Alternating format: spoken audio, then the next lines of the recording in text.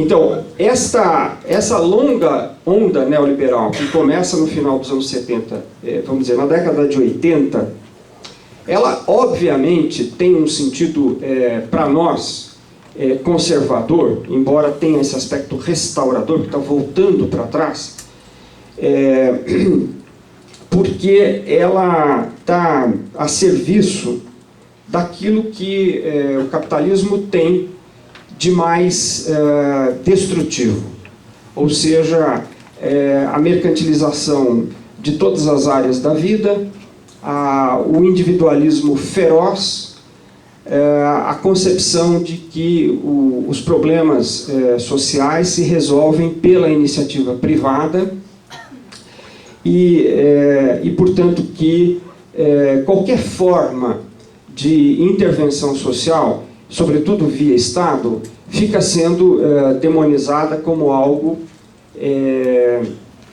na visão neoliberal, justamente como algo conservador. Por isso que eu digo que o neoliberalismo tem essa ambiguidade, ele está propondo uma mudança, né? E de certo modo é verdade, mas está propondo uma mudança porque é restaurador.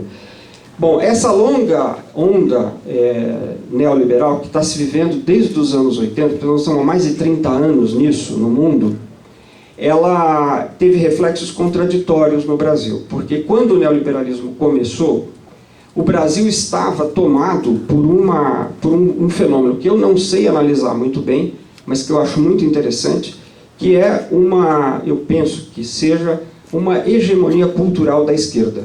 Cultural, não política, econômica e social, mas cultural. Se pega o âmbito da cultura, que nos interessa particularmente, porque nós estamos na universidade, há uma predominância das ideias de esquerda em vários setores da cultura. O professor Roberto Schwartz escreveu sobre isso, se referindo ao período 64-69, com surpresa, porque veio o golpe militar, e ao contrário de haver um refluxo das ideias de esquerda, houve uma expansão das ideias de esquerda, novamente, no plano da cultura. Ele tem esse texto, como é que chama? Cultura e Política 64-69. Eu acho que esta hegemonia da esquerda no Brasil se prolongou até os anos 90, no plano cultural. E esta hegemonia da esquerda no Brasil, ela obstaculizou, novamente, no plano da cultura, a entrada em massa do neoliberalismo. Portanto, o neoliberalismo no Brasil, desde esse ponto de vista, é um fenômeno retardatário. E eu acho que nós estamos vivendo agora, ainda, ondas de choque do neoliberalismo, no seguinte sentido: a partir dos anos 90, não por acaso, momento em que o projeto neoliberal ganha consistência no Brasil e se implanta para valer na economia, na sociedade, com as privatizações, etc., com a quebra do movimento sindical, começa a surgir elementos ideológicos que ainda estão em ascensão. Por isso que eu acho que faz parte dessa onda conservadora, que é o seguinte: é um pensamento, é a estruturação de um pensamento de direita que tem repercussão, uma certa repercussão de massa. Aonde? Na classe média, fundamentalmente. Mas começa a haver um pensamento de tipo neoliberal, ou seja, individualizante, mercantilizante, privatizante, que tem repercussão em setores de massa da sociedade, normalmente setores de classe média. Isso quebrou a hegemonia da esquerda no âmbito da cultura, mas ainda está em curso esse movimento de quebra. Eu diria que o pensamento de direita, desde esse ponto de vista, ainda está se estruturando, mas os sinais são muito claros, no sentido do aparecimento de autores, colunistas, pessoas que têm um público e que falam que defendem esses pontos de vista com repercussão, coisa que não havia até pelo menos os anos 90, e eu acho que isso ainda está crescendo. Um reflexo interessante dessa longa onda neoliberal no Brasil se dá no fenômeno religioso. Vejam a intensa mudança que ocorreu na Igreja Católica. A Igreja Católica, num certo momento dos anos 70, era uma Igreja Católica muito progressista.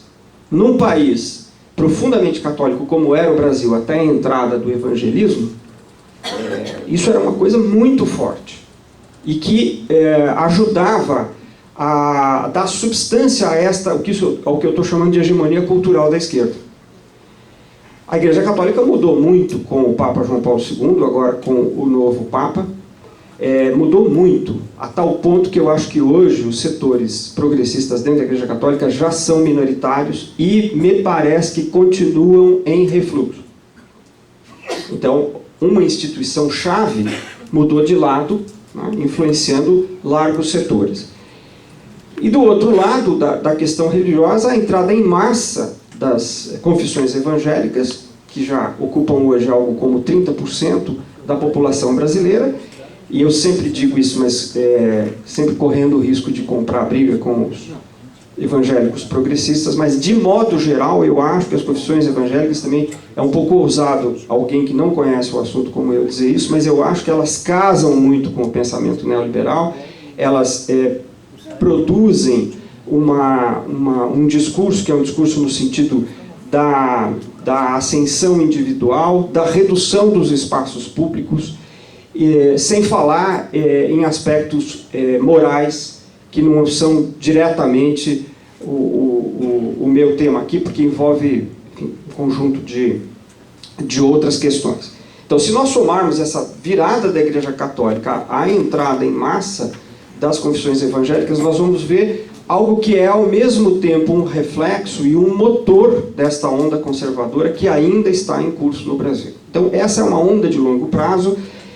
E eu acho que ela se sobrepõe, ou ela está por baixo, por assim dizer, de duas ondas de curto prazo, ou melhor, que eu vou chamar aqui, para efeitos didáticos, de médio prazo e de curto prazo.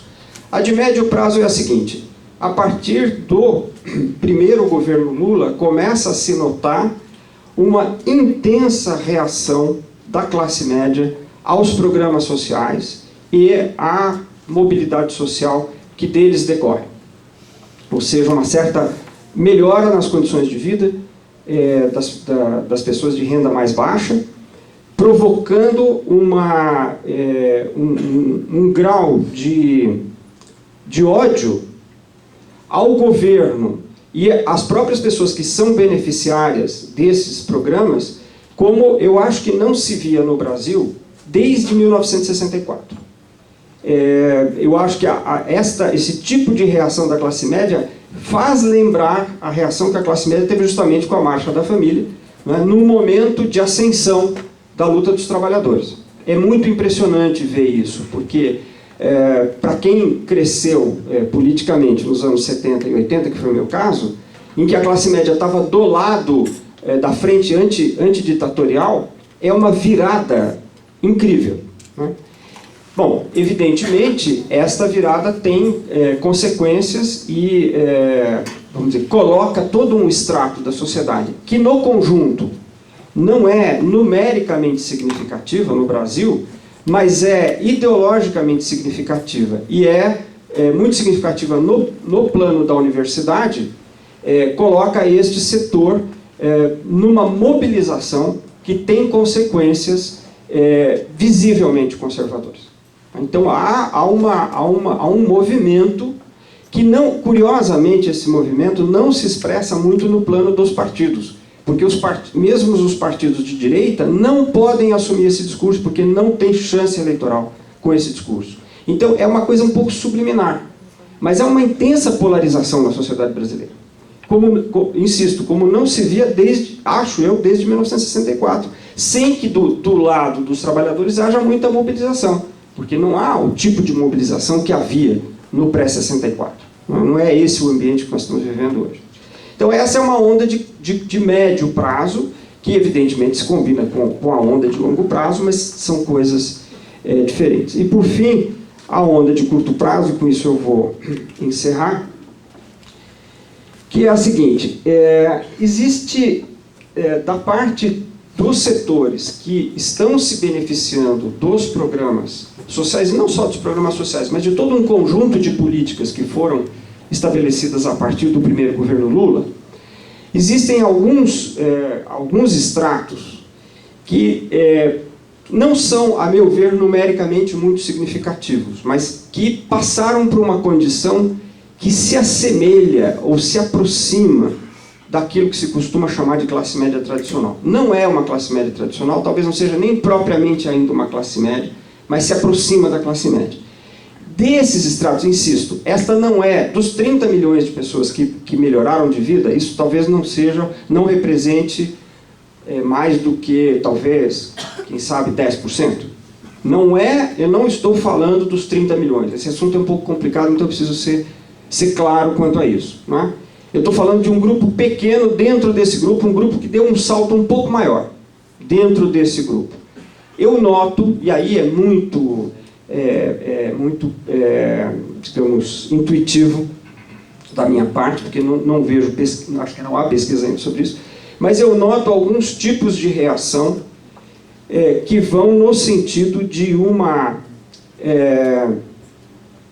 como se fosse uma mudança de lado, quer dizer, como se essas pessoas estivessem se sentindo agora, eu sou classe média e eu não quero apoiar os programas que vão beneficiar os que ainda não chegaram aonde eu cheguei. Como se essas pessoas tivessem comprado, em parte, uma concepção que é a concepção da ascensão individual, e como se elas enxergassem a sua própria mudança de condição como fruto do seu esforço pessoal e não como fruto de uma ação coletiva que envolve o movimento social.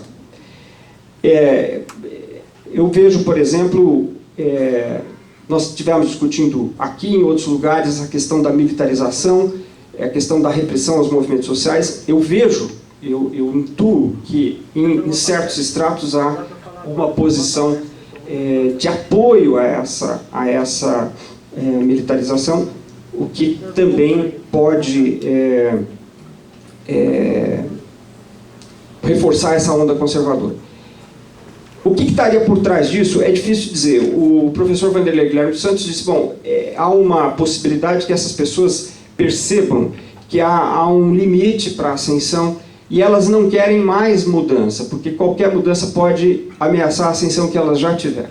Então, aí seria rigorosamente um tipo de conservadorismo, porque assim, eu consegui determinadas coisas, eu quero ficar com elas. Eu não quero mais confusão que possa ameaçar o que eu já consegui. E, por outro lado, um fenômeno que a sociologia também, de algum modo, já identificou em outras situações de ascensão social, em que a pessoa, quando ela muda de condição, não dentro de um movimento social, portanto, não é uma mudança de classe, mas é uma mudança que não passou por um movimento de classe, a pessoa não compreende que aquilo é, na verdade, o resultado da luta de classe, porque essas políticas só foram feitas porque tem uma força social de classe que as apoia, contra a outra que eu acabei de mencionar, que é contra.